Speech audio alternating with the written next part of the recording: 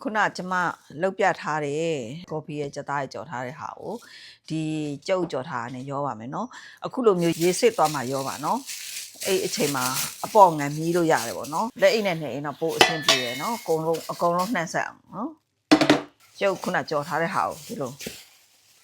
နောက်ပြီးလို့ရှိရင်လေစက်တော်မိတ်လေးပပလှီးပြီးတော့လေဒီထဲမှာထည့်လို့ရပါတယ်နော်ဒိတ်ခန့်ကြီးကြမှာထည့်ပြီးတော့လှိပ်လို့ရှိရင်ရကဲအခုလိုမျိုးနော်စလုံးတစ်ခုထဲမှာထည့်ပြီးတော့နှဲလိုက်ပေါ့နော်အဲ့လိုမျိုး6ကလေးနဲ့ပေါ့နော်ကော်ပြန်လိတ်လောက်တဲ့အခွန်ပေါ့နော်အဲ့ဒါကိုဘယ်လိုလုပ်ရလဲဆိုတဲ့ဟာပေါ့နော်ဒီမျိုးပါလေးပေါ့နော်ပြီးလို့ရှိရင်ကြော်လိုက်လို့ရှိလို့ရှိရင်ဒီလိုမျိုးချွတ်ကလေးရတယ်နော်အဲ့ဒီနည်းကိုနော်လောက်ပြပါမယ်ဒါပေမဲ့ဒီဟာလေးတစ်ခုတော့လိုအပ်ပါတယ်ဟာနော်ဒီကဥစ္စာပေါ့နော်ခရစ်မေကာလို့ခေါ်တယ်ပေါ့နော်ဒီတစိတ်ပါရှင်ဒီက online မှာဝယ်လို့ရပါတယ်ဒီတစိတ်ပါနော်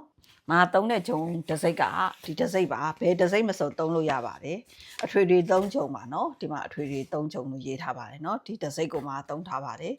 မာအခု250 gram သုံးမယ်နော်အဲ့ဂျုံထဲမှာအာလူမှုတ်ကိုသုံးထားပါတယ်1 teaspoon ပေါ့နော်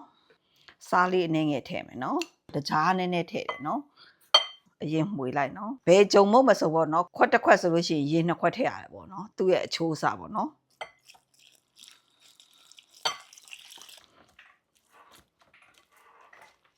ပြီးလို့ရှိရင်စီထမင်းစားစွန်းနဲ့တစွန်းစာလောက်ထည့်မယ်နော်ပြီးလို့ရှိရင်ဒီအမှုတ်လေးကိုသီးအခဲတွေမပါအောင်လို့လေစကားလေးနဲ့စစ်ချမယ်နော်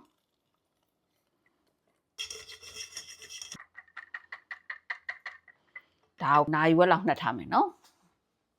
ဒီကနာရီဝက်နှက်ထားတဲ့အရေပေါ့နော်အဲ့ဒီအရေကိုအခွန်လောက်ပြပါမယ်နော်ဆိုတော့ဒီဟာကိုပူအောင်လို့အရင်အပူပေးရပါတယ်ရှင်အခုလိုမျိုးပူလာပြီဆိုလို့ရှိရင်သူကဒီပကံလေးထဲပါတယ်ထဲထဲမှာနော်ပလတ်စတစ်ပကံမျိုးထည့်လိုက်နော်သူကဒီအခုလိမ့်မယ်ဆိုလို့ရှိရင်ဒီခလဲကိုအရေးကြီးရယ်ဆိုတော့ခလဲကအပေါက်ကလေးဖြစ်နေလို့ရှိရင်လက်ကလေးနဲ့အဲ့လိုတိုးလိုက်နော်ဒါခဏစောင့်နေနော်ဒီမီးလေးကအခုမီးလေးကလင်းနေတယ်မီးလေးပြီးသွားတဲ့ထောက်ဆိုပြီးသွားတဲ့အချိန်ကြာလို့ကြာမှတစ်ဖက်ကိုခဏလေးလှမ်းပေးပါနော်အခုဆိုထောက်ဆိုမီးရတဲ့အတွက်ကြောင့်မလို့တစ်ဖက်ကိုပြန်လှန်လိုက်ပါမယ်နော်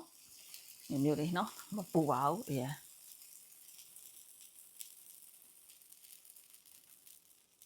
ဆိုရင်အခုဆိုတရားရပြီနော်ခဏလေးပဲနော်နောက်တစ်ခုလုပ်ပြမယ်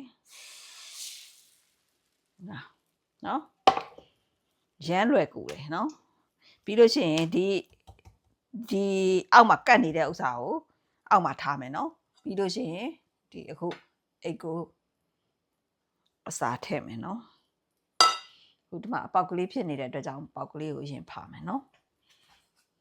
ခလဲမဆိုလို့ရှိရင်အပေါက်ကလေးဖြစ်တာဆိုလို့ရှိရင်အရင်ဖာလိုက်ပါဘာလို့လဲဆိုအစာတွေထွက်ကုန်မှာဆိုလို့နော်ဟုတ်တယ်ပြီးလို့ရှိရင်ဒီဟာလေးနဲ့တုပ်လိုက်အဲ့လိုလေးလိုက်လိုက်နော်ဒါဆိုလို့ရှိရင်အိတ်ကိုရပါပြီနော်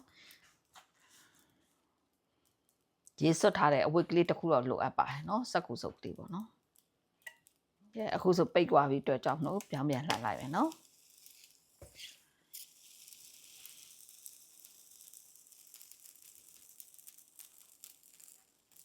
ဒီလောက်နေထားဆိုရပါပြီနော်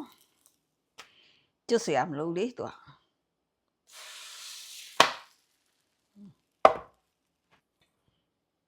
ပြီးရင်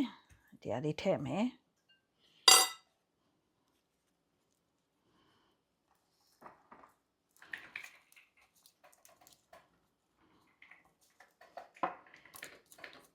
ဒီဟာဆိုလို့ရှိရင်ကော်ပြန်အစိမ်းပေါ့နော်ဒီတိုင်းကြိုက်စားလို့ရတယ်နော်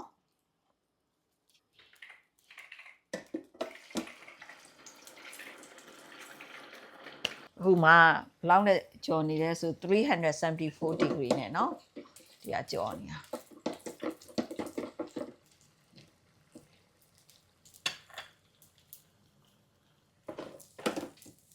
ဒီအနေထားမျိုးလောက်ဆိုလို့ရှိရင်ရပါပြီကျွတ်ကျွတ်ကလေးစားခြင်းနည်းနည်းရဲရဲလေးပေါ့နော်